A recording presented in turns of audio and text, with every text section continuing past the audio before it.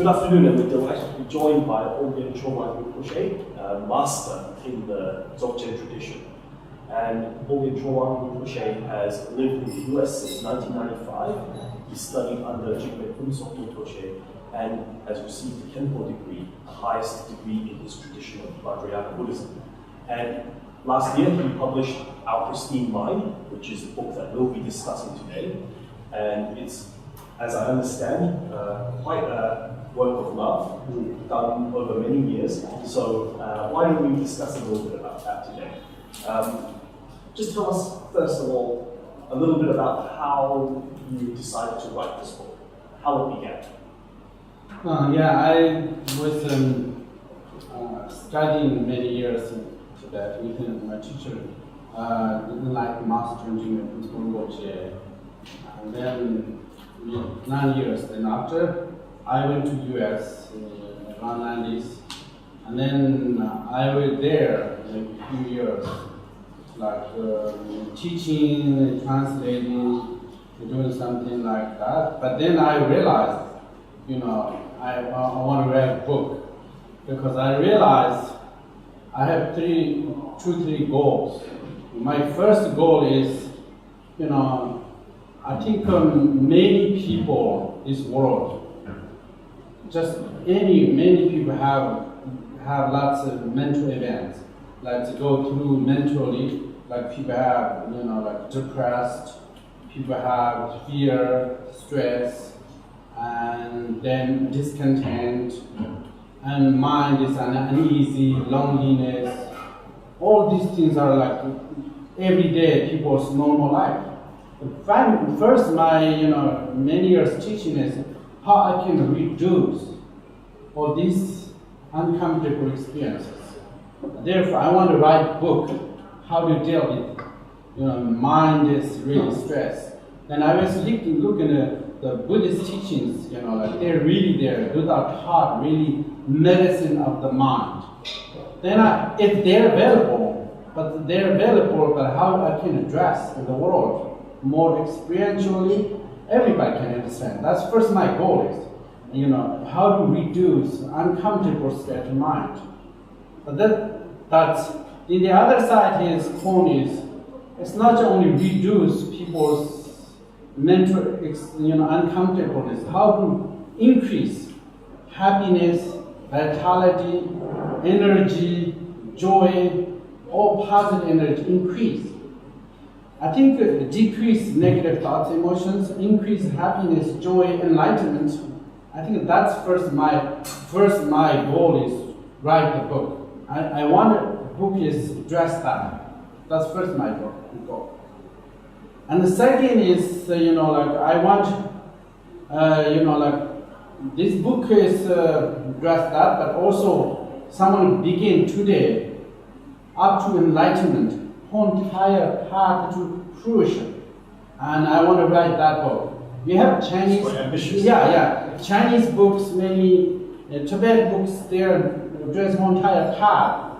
But I want to do also. There are many books, address sometimes teach meditation alone, sometimes talk compassion. But there are rare books, address very whole entire beginning to end, whole entire path to enlightenment. That's really my second goal. So we just noted that you hoped to write a book that would encapsulate the entire path. And I remember in a previous conversation you had also said that it was important that the book be accessible and to be at the same time relevant to even someone who might not have practiced or heard of Buddhism before. So to you, how important is this relationship between being able to encapsulate the entire path, but also being accessible? I think accessible is very important, because accessible means like say something's truth is universal. As you talk about mind, and then it's I think the issue is how do you make clear in this path for someone that has never read any spiritual Dharma book can understand. I think I want to address that, and I went to last year, US country throughout many bookstores. I went to almost 45 bookstores, went to and Dharma centers. Most of them is, sometimes never practice meditation.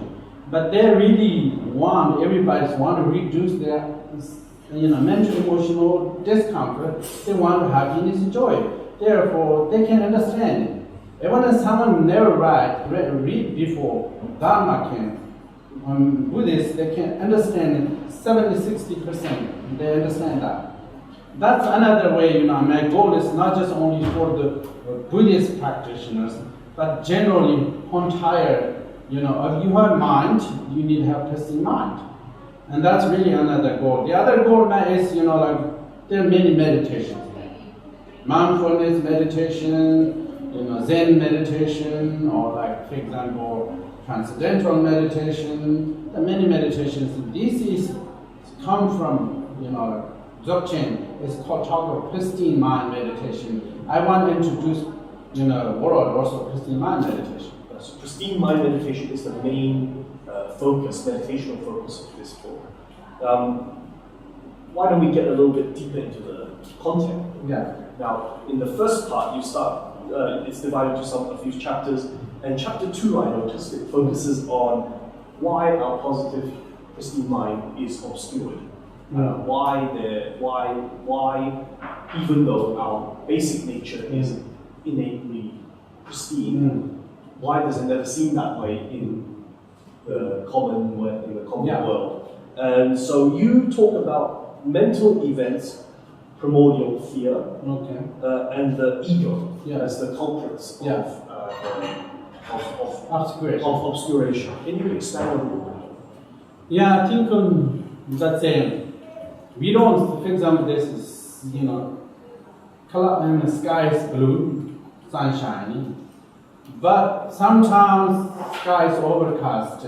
We don't see this blue sky and sun because the events of sky, events of sky obscure because of the blue sky, we cannot access. Similarly, events of mind means anything happening in our mind. As positive thoughts and negative thoughts, sad, anger, all these things. Human beings' mind is 24 hours overcast. Because they completely live with the mental events, and then they're obsessed with mental events. And then 24 hours overcast, then they cannot experience. And then the other thing is, they not just only the event, they identify. They identify the mental event who they are. It's called ego. And that's really ego is, identification that who I am, this event. Third is primordial fear. Primordial fear is, this is, and mental events, people no reason, anxious feeling, always we have, even we cannot handle silence. We said here, there's anxious feeling. Everybody has that. When we are born, there's some, anxiety. We don't talk to anybody. We don't see anybody. There's a little bit uneasy feeling, some degree. It's just always there. Always there. Always there. Company with your own thoughts. They got that primordial fear. Since we exist, that have that. Or this. As long as this primordial fear there, and then two things happen. That really we always try to connect outside world, and then also perpetuate more thoughts. And these things are, happens, we cannot access our pristine mind. And so we've identified what the obscurations are. So it's a long shot, but can you summarize a little bit of what you advise in the book to uncover, to dispel these obscurations and reveal the pristine mind? And also, as I understand in the third part of the book, how you can keep the pristine mind revealed. Exactly. That's really, therefore, for example, let's say they are obscure, but for example, sky obscure the clouds, but clouds are conditional, The conditions there and the clouds are there, but conditions are no longer clouds and disappear. We see the sky. Because right now we have our mind is overcast the mental events, thoughts, emotions. They're also conditional, because the conditions available for us. What the conditions are, mental events. We are thinking the past. We are always obsessed past, memories, anything. The more you think in past, the more mental events are created. That means more clouds are in mind creates. And then we are thinking the future, worries, concerns, and like that. Thinking the past and future, always the tension is everywhere. Then it's that's really our mind is overcast. Then when they disappear, these conditions, that's really our say. If you meditating, and then you can experience your own pristine mind. Now, how do you do that? So meditation is, when you're meditating, there's a very simple introduction of Guru Rinpoche, Padma. You want to access your own pristine mind. Do this simple meditation. He says, don't follow past. Don't anticipate in future. Stay present moment. Leave your mind alone. If you do this 4 steps, your mind is not past, not future, but stay present. Leave your mind alone. And that means the thoughts, emotions are there conditional, they're breaking down, they slowly dissipate your perception, yeah? That means if you don't focus past, let's say, 20 minutes, there's 20 minutes we do meditation.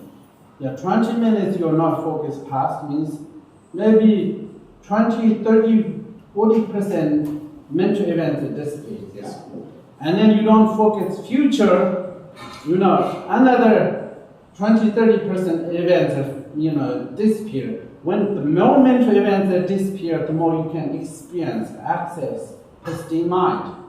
And let's say, for example, like this is when clouds are dissipate, what is left is sky, a blue sky. You see blue sky. Similar, anxiety, agitation, stress, fear, all these things associated with thought. Yeah? If thoughts are dissolved, they're dissolved. When they dissolve, then what's left is your pristine awareness. And that's come to the surface. That way you access, usually meditators, they do say, I want meditation, I want to access pristine mind. Let's don't follow past, don't anticipate in the future, stay present moment, leave your mind alone. Stay there 20 minutes. And then what happens, mind become more clear. And that way you can access your own pristine mind. So when we talk about pristine mind, it cannot be separated from a grounded presence. Yeah. And as I understand it, the big question is how to be able to live in this way. Yeah. To keep this grounded presence in our, it's not the right expression, but in our minds. In the moment, even though in our everyday lives we always have regrets, we have regrets, and we dwell on the past, and we also fear. We anticipate the future events and things like that. Yeah, I think after meditation you can do past and future, but you have much control. They're more controllable, right? More easier to control. But they say, live each moment in pristine mind. Right. For example, they say, you drink fresh water, Everybody like drink fresh water. Everybody want to live blue sky, clear air, Similar, people know how to drink fresh water. They want to live blue sky under, Similar, the third way most people don't know is they want to live in each moment pristine mind, not polluted mind. Yes. Therefore, most human beings are because suffering. Many people have this stress, fear, loneliness, because that's called your mind is polluted. What is polluted? Pollutions. Pollutions are thoughts, negative thoughts, emotions, beliefs, maybe habits. They may be positive or negative, but these things are more polluted, and then more mind is like that. For example, when you're angry, let's say when you're angry, why angry? Because that reason is your mind is polluted. You're thinking something negative, Someone did something. The more you're thinking that, the more your mind is polluted. When your mind is polluted, and then you feel uncomfortable, And that really are, therefore, it's not like a living polluted mind, but a living pristine mind is the best way of life in this world. And you just mentioned now about habits. And I think for many of us, habits are some of the most difficult mental activities to uproot and to let go of, whether they're positive or negative. I think many of us might have this sort of habits of, for example, holding grudges against people, or habits of overreacting to small events or things like that, or habits of reacting in certain ways to certain people. Any advice for how you can access the pristine mind and get rid of it? It's natural treatment. It comes naturally. For example, let's say if you do exercise, you do exercise every day, eat the right food, you lose your weight naturally. You don't need to think about it. You always lose it naturally because it's just doing you have the exercise, eat the food right. Similarly, if you meditating, then habits losing their power naturally. And here this second part of this called 3 realizations. 3 realizations. The first realization is when you're meditating, you realize your mind is pristine. Wow, my mind is pristine. The second realization is you realize the thoughts, emotions, and habits are not who you are. They are just mental events. I think that has more powerful. Habits are not me. That's just mental events. First, you have to understand. The more you go deep, then they're not just passing across very easy. Like some certain point, they start shooting. The more you believe the habits are who you are, the more you have to deal with that, because that's who you are. The more you perceive that habits are just mental events, it's nothing who you are. Your mind is pristine. They're easy to deal with that, and that really the more you meditation is become more growing, then habits are easy to deal with that. I find it quite interesting how you say when you separate who you are from these habits and from indeed the other mental activities that are obscuring the pristine mind. So if I understand correctly, it's not just a matter of meditation, but also a realization, a radical change in perspective. Is that fair to you? The number one meditation is to change your perception. If meditation don't change your perception, there's no improvement. But number one improvement is called shift your perspective. And because what meditation gave you is shift you who you are, how your mental events are. I think that's really our number one. You improve your perception. Because previously you think your mind is complicated, that's who you are, negative or positive, that's who you are. The mental events exist, that's me. And then once you meditating, you have realized first, my mind, the habits or negative thoughts are not me. My mind is, I can perceive, it's pristine. That's who I am. That's my nature. But mental events are just events. They are not me, and just happiness is cross my mind. Sadness is cross. Everything is just passing across. It's nothing to do with me. And you develop that kind of perception, and then that's called realization. And that perception, realization is very important in order to transform mind.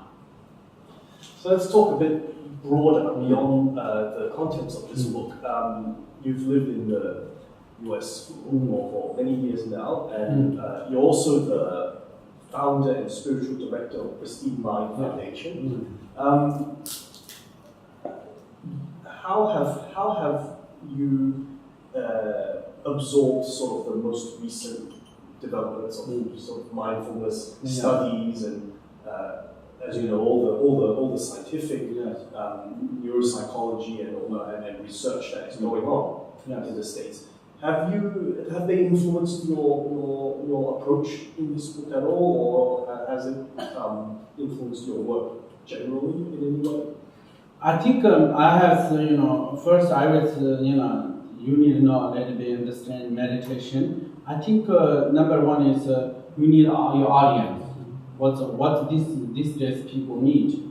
I think the US is common, everybody, whether mindfulness or any form of meditation, people need to know how to work their minds.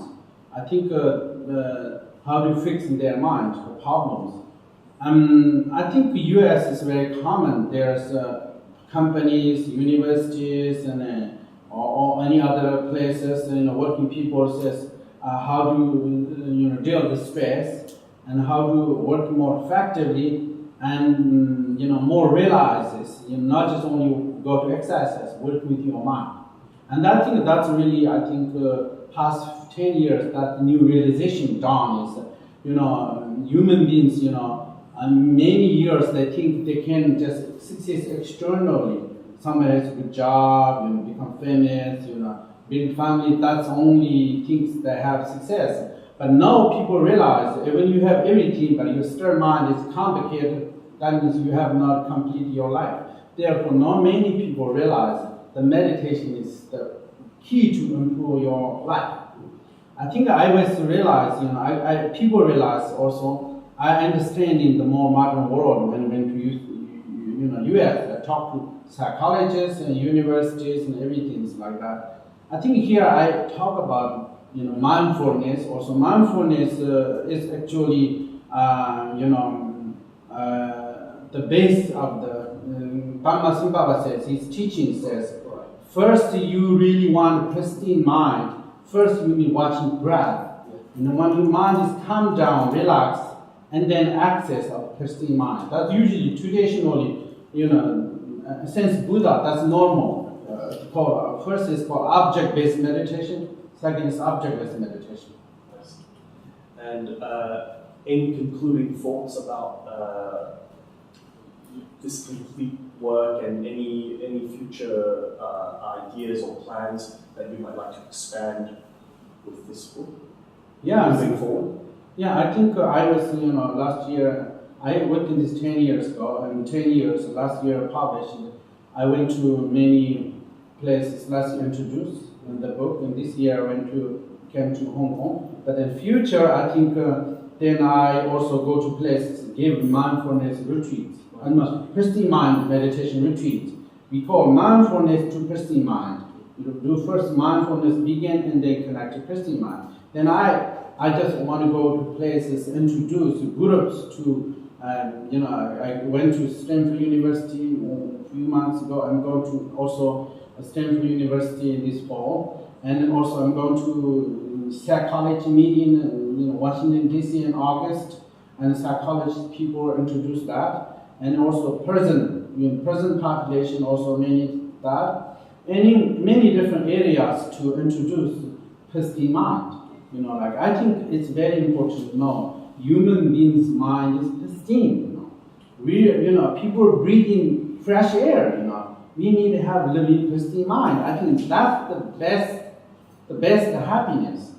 Think said, if your mind is pristine, every experience is pristine. It forms you. Every image you see is pristine. Sounds you hear is pristine. Taste and everything are pristine quality. Therefore, I think a very big, improvement in the future. The more my job is to introduce the pristine mind and around, and do lots of meditation retreats. That's my goal. Rinpoche, your book is a true breath of fresh air. Thank you very much for joining us this afternoon. Thank you very much. Thank you. Pristine Mind is available from Shambhala.